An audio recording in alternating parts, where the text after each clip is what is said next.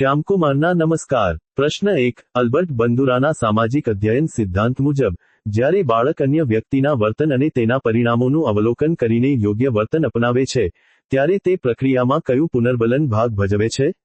જવાબ: પરોક્ષ પુનર્બલન, વિકેરિયસ રિઇન્ફોર્સમેન્ટ।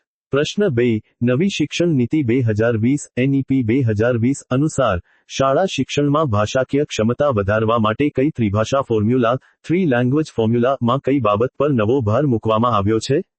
જવાબ: બાળકો પર કોઈ પણ ભાષા લાદવામાં આવશે નહીં અને ઓછામાં ઓછી 2 ભારતીય ભાષાઓનો સમાવેશ કરવો અનિવાર્ય રહેશે। પ્રશ્ન 3 જે અધ્યયન અક્ષમતા લર્નિંગ ડિસેબિલિટી માં બાળક બોલાયેલા શબ્દો અને તેના ધ્વનિનો અર્થ ગ્રહણ કરવામાં કે ધ્વનિ તફાવત પારખવામાં ભૂલ કરે છે તેને મનોવિજ્ઞાનમાં શું કહે છે? જવાબ: auditory processing disorder, auditory processing disorder APD. પ્રશ્ન 4 શિક્ષણનો અધિકાર અધિનિયમ આરટીઈ એક્ટ 2009 ની કલમ 28 હેઠળ કઈ પ્રવૃત્તિ કરવા પર સરકારી શિક્ષકો પર સંપૂર્ણ પ્રતિબંધ મૂકવામાં આવ્યો છે? જવાબ: ખાનગી ટ્યુશન, પ્રાઇવેટ ટ્યુશન કે ખાનગી કોચિંગ પ્રવૃત્તિઓ કરવા પર।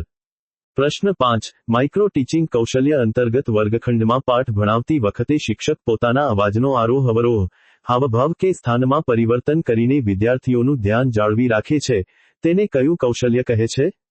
જવાબ: ઉદ્દીપક પરિવર્તન કૌશલ્ય, સ્ટિમ્યુલસ વેરિએશન સ્કિલ।